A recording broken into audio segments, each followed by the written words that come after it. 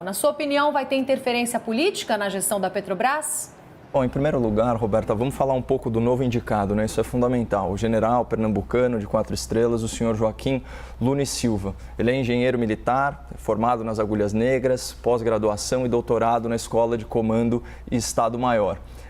Esse general, ele vem ocupando aí posições de chefia em Brasília desde 2004, foi ministro da Defesa na administração anterior e nesse governo ele foi nomeado diretor-geral de Itaipu Binacional, que é líder mundial em produção de energia limpa, responsável por cerca de 15% do mercado brasileiro. Então, a sua gestão ela é marcada por austeridade e também por otimização de recursos. Então, vamos ao que os políticos dizem sobre ele. Começando aqui pelo senhor Aldo Rebelo, que é ex-presidente da Câmara, ex-ministro, filiado ao Partido Comunista do Brasil até 2017, que escolheu pessoalmente o general Luna e Silva para ocupar a Secretaria-Geral da Defesa, elogiando o general naquele dialeto da esquerda. Ele disse o seguinte: é o mais civil dos militares. Quando o Ministério da Defesa ficou vacante, isso foi em 2008, as 3 armas, portanto, Exército, Marinha e Aeronáutica, se mobilizaram para que o presidente da República nomeasse o general como ministro, o que foi feito. E segundo a apuração de uma publicação do Grupo Globo, Luna e Silva deixou, ao longo do tempo em que passou na Defesa, a impressão de um gestor que conhece de orçamento e gestão no setor público. O seu antecessor, o Raul Jungmann, à época afiliado ao PPS, afirmou o seguinte: é um administrador duro, focado na redução de custos e honesto. Isso é muito importante, honesto. Vamos lembrar que, segundo a última pesquisa de opinião do Datafolha sobre a confiança do povo nas instituições, as Forças Armadas apareciam isoladas em primeiro lugar, com 42%. Para um efeito de comparação, é o dobro da imprensa, que inspirou apenas 21% de confiança na população brasileira. Mas, finalmente, o que diz o ex-presidente Michel Temer, do MDB, que apesar dos pesares é um queridinho do mercado. Ele diz o seguinte, aspas, o Brasil e os acionistas vão se surpreender positivamente com Joaquim Silva e Luna na presidência da Petrobras. E o Temer fala em surpresa positiva, porque a população brasileira, e nesse caso o investidor brasileiro, é vítima de um jornalismo de torcida preconceituoso, que muitas vezes desinforma e que não reconhece a realidade da competência do alto oficialato brasileiro em atribuições civis. E aqui é importante deixar uma pergunta no ar. Será que esses 2 anos sem escândalos de corrupção no governo federal não estão relacionados com a presença maior dos militares na administração pública?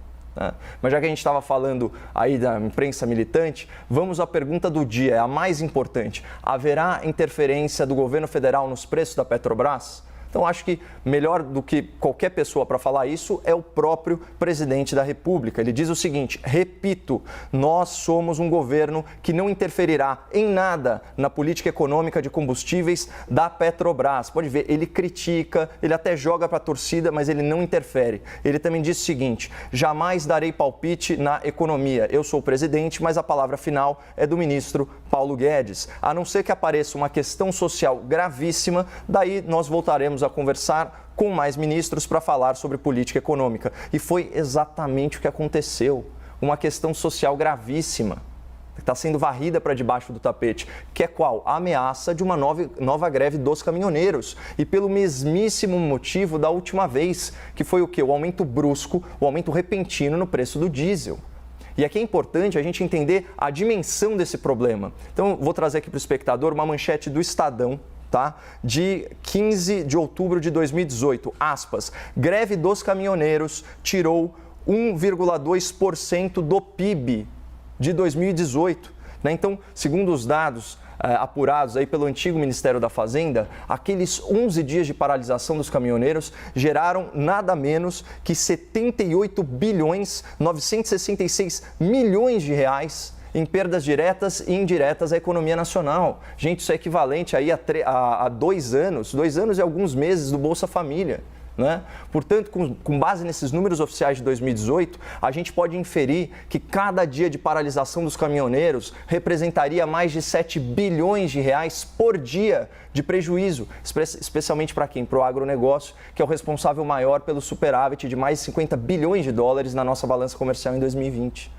Mas diante aí desse cenário de ebulição social, o que declarou o presidente da Petrobras, o senhor Roberto Castello Branco, diga-se de passagem, excelente gestor, mas que infelizmente não demonstrou a devida empatia pelo trabalhador brasileiro nas rodovias. Ele disse que a insatisfação dos caminhoneiros é, aspas, um problema que não é da Petrobras. Acontece que a diretoria da Petrobras é um problema do Brasil, porque, para o bem ou para o mal, essa ainda é uma empresa de controle estatal, de propriedade da sociedade brasileira.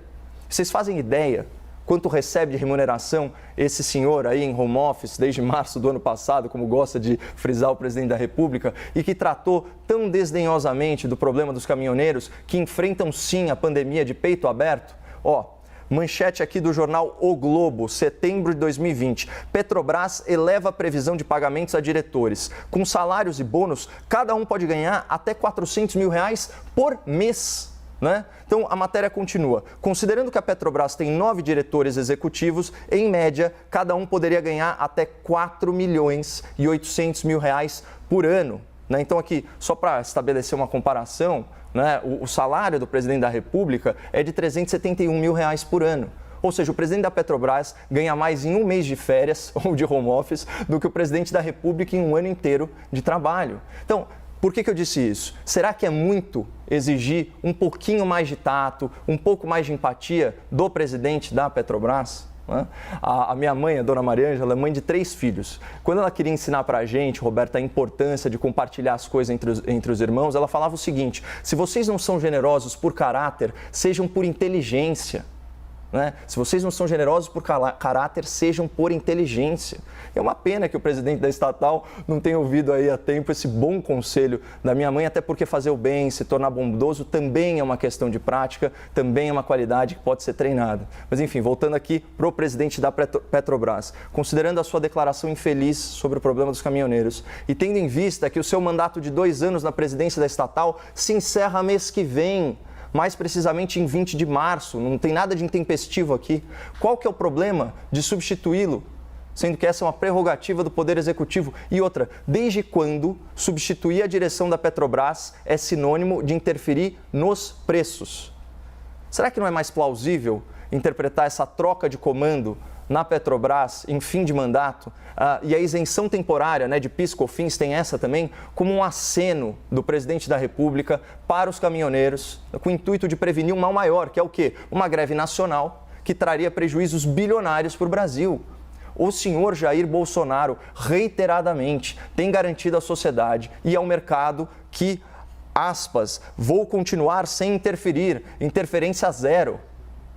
Então, quem defendia e quem defende interferência do governo nos preços da Petrobras são todas as lideranças da esquerda brasileira, que foram derrotadas em 2018 nas urnas. Estou falando de quem? Do Guilherme Boulos, da Marina Silva, do Ciro Gomes e principalmente do Fernando Haddad. Olha aqui o que disse a Folha de São Paulo em setembro de 2018. Haddad diz que, aspas, Temer errou ao atrelar o preço doméstico à cotação internacional dos produtos da Petrobras. Aí vem a Manuela Dávila, nossa quase vice-presidente, numa rede social e fala o seguinte, aspas, o liberalismo entreguista está quebrando o país em tempo recorde. Se faz necessária a suspensão da política de reajuste automático dos preços e o fim da entrega do pré-sal. Então, vocês percebem a hipocrisia? Interferir nos preços da Petrobras era o plano de governo das candidaturas apoiadas pela imprensa militante, que agora critica o Bolsonaro por esse mesmo erro. Só que o detalhe é que ele ainda não cometeu esse erro. Então, se o presidente da República efetivamente alterar preços da Petrobras na canetada, eu vou ser o primeiro a criticar vocalmente, como eu sempre faço. Até porque não faz o menor sentido. Menos da metade do preço do diesel na bomba corresponde ao valor na refinaria. O verdadeiro problema que encarece o combustível nacional são os impostos, principalmente a tributação nos estados. Mas isso aí já é também assunto para outro comentário. E a boa notícia é que tem solução. O fato é que, para fechar, né? O fato é que se não tiver interferência nos preços da Petrobras, como prometido repetidamente pelo presidente da República, e se o general Nunes Silva realizar uma boa gestão, como sugere a sua biografia e as suas referências, o mercado vai oscilar de volta e a empresa vai recuperar o valor perdido nos últimos 2 dias, como já aconteceu em outros momentos de especulação na Bolsa, muitas vezes por causa de histeria, de comportamento de manada, de manipulação de posição e de desinformação. Essas coisas, infelizmente, fazem parte da realidade do mercado.